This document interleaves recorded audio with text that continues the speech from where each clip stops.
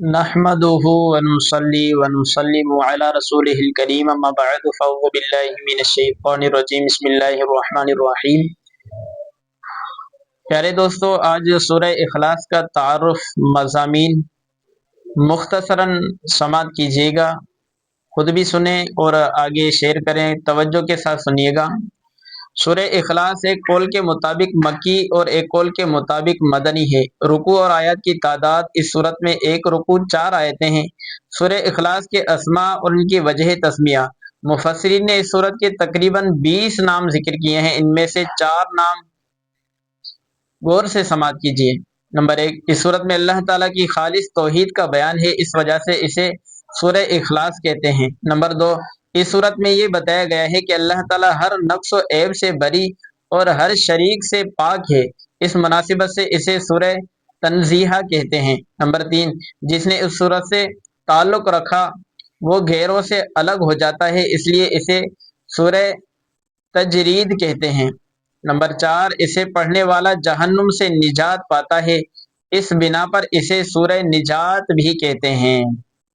سورہ اخلاص کے فضائل، احادیث میں اس صورت کی بہت فضیلتیں وارد ہیں، ان میں سے 3 سماعت کیجیے۔ نمبر 1، حضرت ابو سعید خدری رضی اللہ تعالیٰ عنہ سے روایت ہے، نبی اکرم صلی اللہ تعالیٰ علیہ وسلم نے ارشاد فرمایا، کیا تم میں سے کوئی اس سے عاجز ہے کہ وہ رات میں قرآن مجید کا تھائی حصہ پڑھ لے؟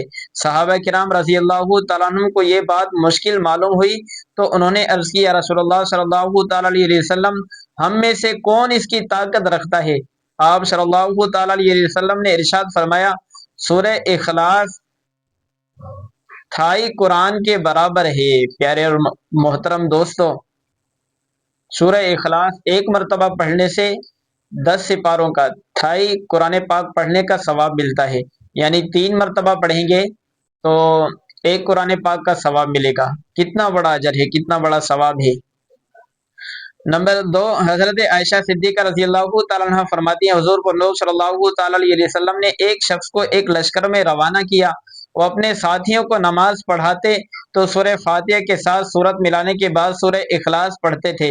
جب لشکر واپس آیا تو لوگوں نے نبی کریم صلی اللہ تعالیٰ علیہ وسلم سے یہ بات ذکر کی تو آپ صلی اللہ تعالیٰ علیہ وسلم نے ان سے ارشاد فرمایا، اس سے پوچھو کہ تم ایسا کیوں کرتے ہو؟ جب لوگوں نے اس سے پوچھا تو اس نے کہا، یہ سورہ رحمان کی صفت ہے، اس وجہ سے میں اسے پڑھنا پسند کرتا ہوں۔ تاجدار رسالت صلی اللہ تعالیٰ علیہ وسلم نے ارشاد فرمایا، اسے بتا دو کہ اللہ تعالیٰ اس سے محبت فرماتا ہے۔ پیارے اور محترم اسلامی بھائیوں، یہ ہے سورہ اخلاص کی فضیلت، قل هو اللہ شریف کی فضیلت، کہ اسے جو پڑھتا ہے اللہ تعالیٰ اس سے محبت کرتا ہے۔ نمبر 3، حضرت انس رضی اللہ تعالیٰ عنہ سے روایت ہے، ایک شخص نے سیدی عالم صلی اللہ تعالیٰ علیہ وسلم سے عرض کی کہ مجھے اس صورت سے بہت محبت ہے۔ ارشاد فرمایا، اس کی محبت تجھے جنت میں داخل کر دے گی۔ پیارے اور محترم اسلامی بھائیوں، یہ ہے قرآن کی محبت۔ جو قرآن سے، سورہ اخلاص سے محبت کرتا ہے اللہ تعالیٰ اسے جنت میں داخل کر دے گا۔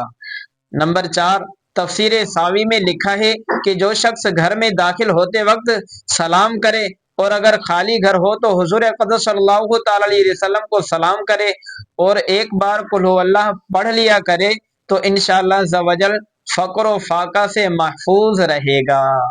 پیارے اور محترم اسلامی بھائیو، غور کیجئے کہ بندہ آتے وقت، گھر میں داخل ہوتے وقت سلام کے بعد حضور صلی اللہ تعالیٰ علیہ وسلم پر درود شریف پڑھنے کے بعد اگر ایک مرتبہ قل هو اللہ شریف پڑھ لے تو وہ فقر و فاقہ سے بھی محفوظ رہے گا۔ سورہ اخلاص کا شان نزول، اس صورت کا شان نزول یہ ہے کہ کفار نے رسول اللہ صلی اللہ تعالیٰ علیہ وسلم سے اللہ رب العزت کے متعلق طرح طرح کے سوال کیے۔ کوئی کہتا تھا کہ اللہ عز و جل کا نسب کیا ہے، کوئی کہتا تھا وہ سونے کا ہے یا چاندی کا ہے یا لوہے کا ہے یا لکڑی کا ہے، کس چیز کا ہے؟ کسی نے کہا وہ کیا کھاتا ہے، کیا پیتا ہے، ربوبیت اس نے کس سے ورثے میں پائی اور اس کا کون وارث ہوگا؟ ان کے جواب میں اللہ تعالیٰ نے یہ صورت نازل فرمائی اور اپنی ذات و صفات کا بیان فرما کر معرفت کی راہ واضح کی اور جاہلانہ خیالات و اوہام کی تاریکیوں کو جن میں وہ لوگ گرفتار تھے اپنی ذات و صفات کے انوار کے بیان سے محو کر دیا۔ پیارے اور محترم اسلامی بھائیوں، یہ تھا شان نزول سورہ اخلاص کا۔ سورہ اخلاص کی بہت فضیلتیں ہیں، کوشش کیجئے کہ آپ بھی اس کی تلاوت کیا کریں۔ تھائی قرآن یعنی 3 مرتبہ پڑھنے سے پورے قرآن کا ثواب ملتا ہے۔ آپ بھی کوشش کیجئے، سورہ اخلاص کی تلاوت کیجئے اور یہ برکات حاصل کیجئے۔ اللہ تعالیٰ آپ کا حامی و ناصر ہو۔ جو کچھ سنا اس پر عمل کرنے کی اللہ تعالیٰ ہمیں توفیق عطا فرمائے۔ سبسکرائب کیجئے، شیئر کیجئے اس ویڈیو کو تاکہ دوسروں کو بھی اس کی فضیلت مل سکے۔ السلام علیکم۔